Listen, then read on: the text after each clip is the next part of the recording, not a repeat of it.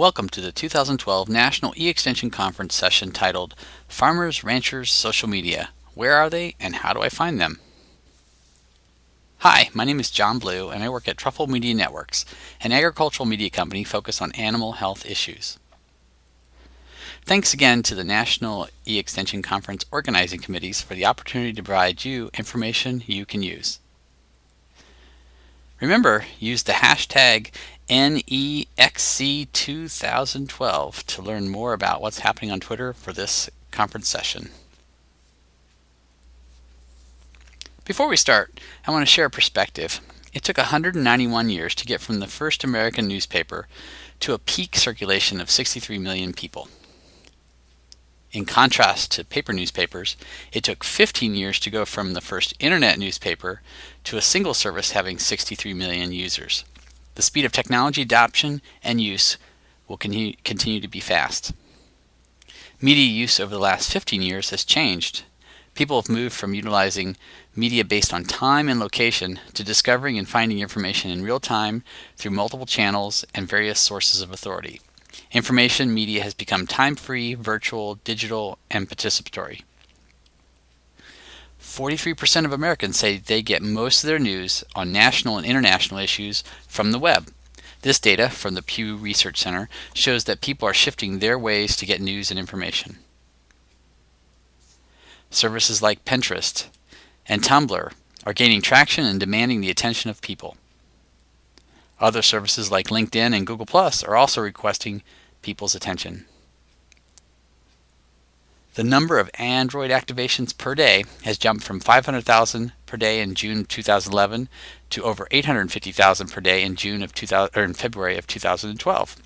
That's 25 million in 1 month, or 310 million new Android phones in 1 year.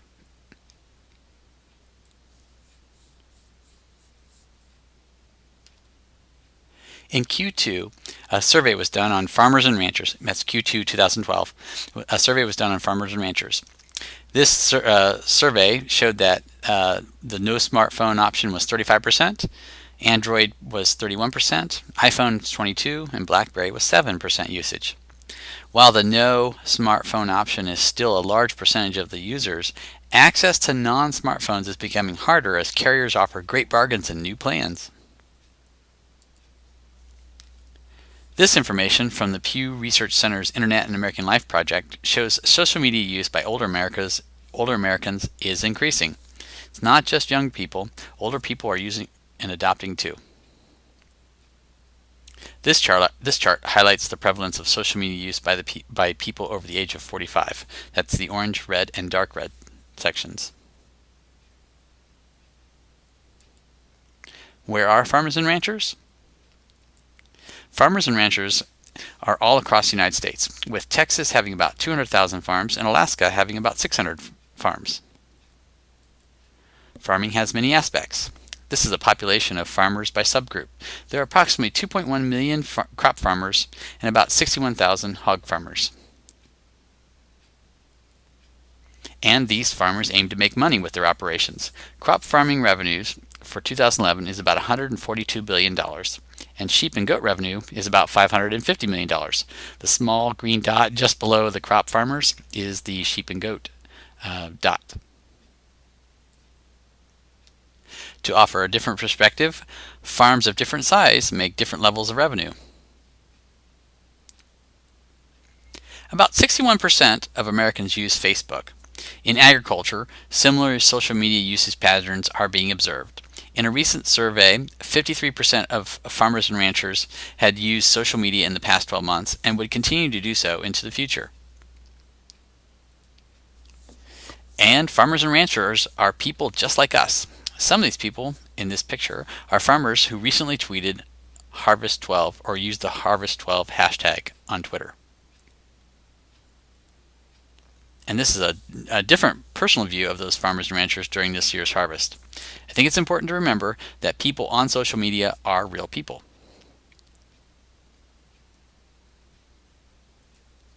What are some of the activities needed to find farmers and ranchers on social media? These next set of slides focus on the discovery process for farmers and ranchers. it focuses on the discovery of farmers and ranchers on social media.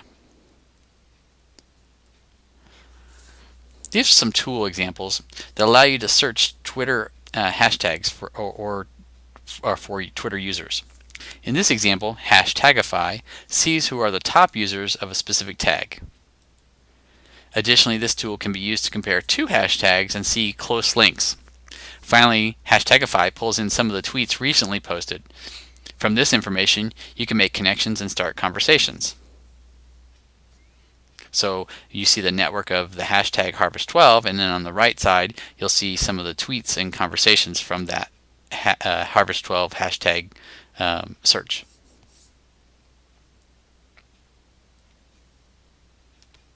Social Bro is a freemium service and is a tool to help manage and discover people and ideas within Twitter. Gephi, which is an open source software tool, can be used to look at your social networks using data from Twitter, Facebook, Google+, or email.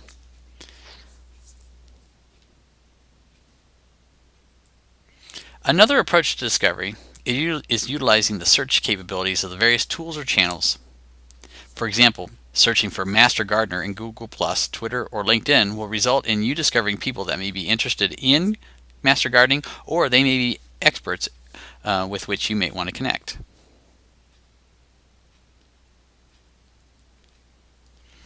Finding interesting people and following where they participate or hang out is another way to discover people.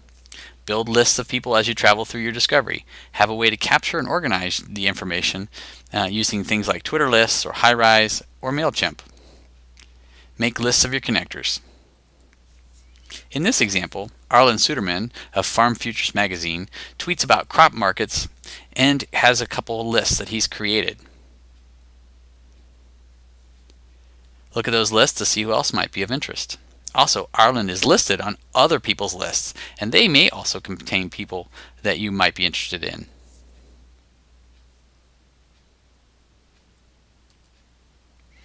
These next slides talk about the learning about people, ideas, and communities. They're organized by the idea, then followed by a how, and then a why slide.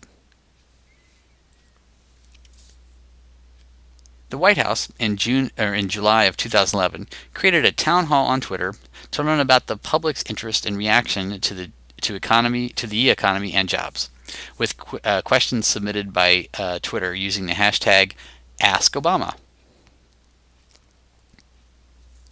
How was this done? Well, certainly Twitter was the base. They also used tools like ThinkUp, TwitSprout, Radian6, Wordle, and Clout to help organize, analyze, and bring back information and visualize it.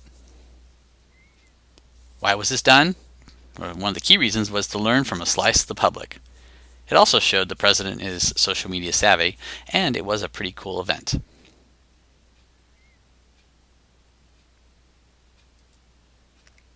Another learning approach is to use your already existing base of supporters, audience, or fans. They don't need convincing. They can help you learn more about your ecosystem. Cultivate these people. This slide shows the Truffle Media Network's audience on a couple of email updates sent using MailChimp, our email service provider of choice. I can use the audience attention using clicks as a proxy to guide what is and is not of interest. In the top email campaign, there were 142 clicks. In the bottom email campaign, there were only 81 clicks. What was different about them? What should I write about? What shouldn't I write about? How are these kinds of things done? Well, use services like Google Analytics, your email service provider, or survey services like SurveyMonkey. Regularly ask your existing audience questions and see how they respond. Use the data to understand their actions. Why? Well, your current audience already believe in you at some level. The data is easy to obtain once you've set up the services, and you get a history of action and reaction over time. In the Truffle Media email update example, we've been using MailChimp for the last 4 or 5 years and have data across that entire time by people and by campaigns. We can look at that and see what's happened and see what to avoid. Another learning example is our Twitter chats. Twitter chats are being used as a method to discuss ideas and issues in real time on Twitter. Example-focused discussions on Twitter can include ag chat, farm, Ag, Harvest 12, or the National Extension 2012 conversation. Twitter chats are a way to learn what people are saying about a particular topic, and then you can learn more about who's saying it and maybe why.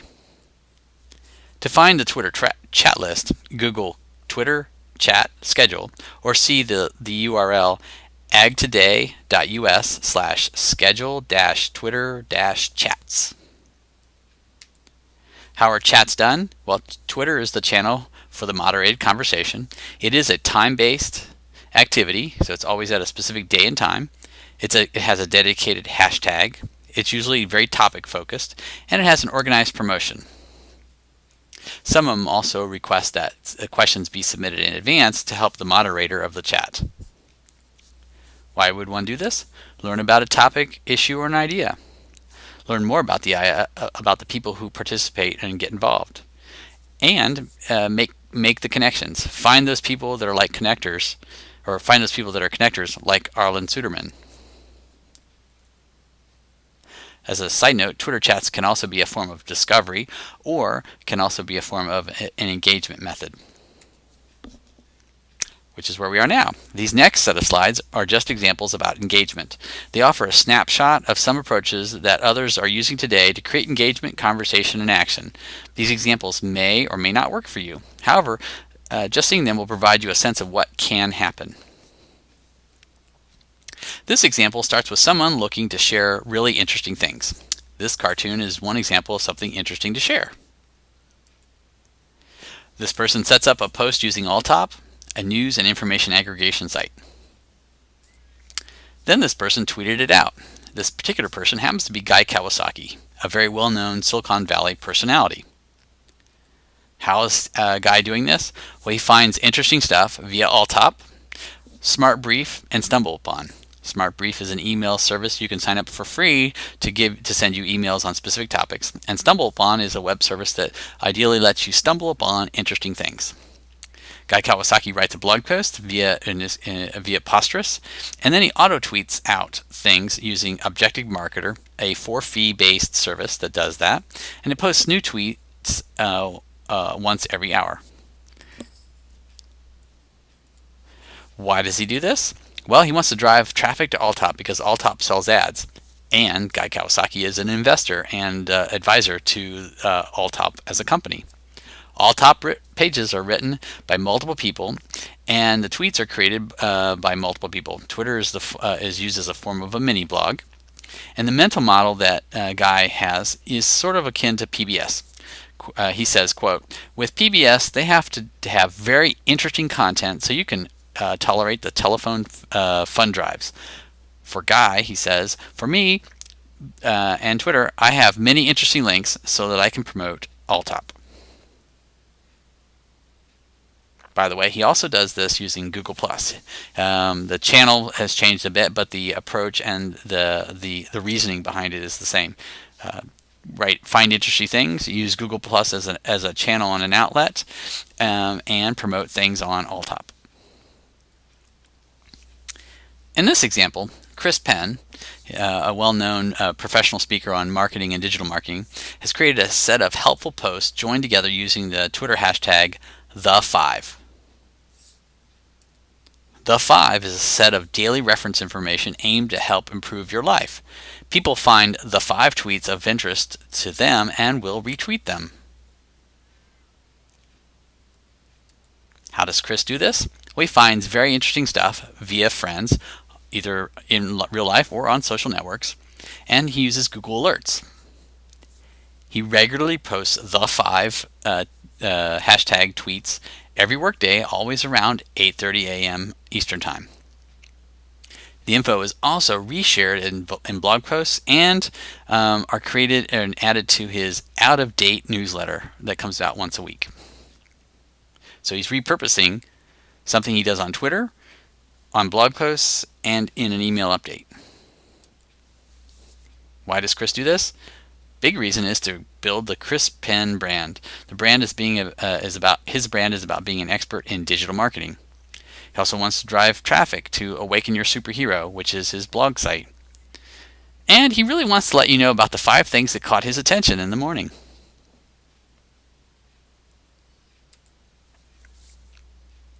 The Ag Chat Foundation for the Advocacy 2.0 conference creates a private Facebook group for its attendees around the conference. It's a safe place to have conversations. How is this done? Well, creating a private Facebook group is pretty easy. It's done several months before the event, and as people are registered, they are added to the private Facebook group. There are also team members assigned to help with posts and conversations, either to help respond or help drive or help seed some of the conversations. This private Facebook group exists and lives even after the event. People continue to seed the group on a regular basis, and they also participate in conversations. Why is this done? It's a safe place to chat. The channel is easy for everybody to use and see because it is on Facebook.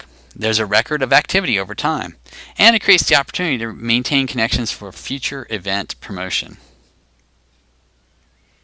For the 2012 Advocacy 2.0 class, the participation and activity on the private Facebook group has been the largest in the 3 years since this engagement approach has been used. This next example is an ad hoc use of a tool during a live event. In this case, is the Ohio Farm Bureau's Leadership Conference held in August of 2012. What they used is Google Plus to capture pictures and have them displayed live as the event occurs. They use, again, Google Plus in party mode for the duration of the event. At the event site, there are multiple projectors that are displaying the photos as they occurred, and they're sliding as new ones are added. Why do this? Well, it creates a live photo album during the event for entertainment, and it creates a photo archive for post-event reuse in other channels.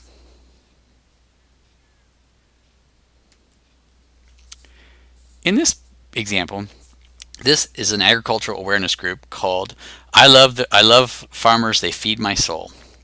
It's an agricultural awareness group that is student-run and is nonprofit out of Cal Poly in San Luis Obispo, California. What they do is organize around other events, cater to the needs of young people through music, t-shirts, and food, and bring youthful energy wherever they go. How? Quote, together our generation can make a difference through concerts, being social media savvy, selling t-shirts, talking to many people, and using any means of media possible to help talk about and share the story of agriculture. Why do they do this? Many people are not familiar with farming and the work that's involved. Young people have energy and a belief that they can make a difference. They think that they can build a team of people that can share and tell the story of agriculture. It's important to remember that all these engagement examples had a why. You need to have a why. Plus, it's important to have some measurable component to understand how that engagement is progressing. This measurement provides objective information on which to act. What is your why, and how are you going to measure it? And if you still wonder what social media is, hopefully this Social Media Explained via Donuts can help.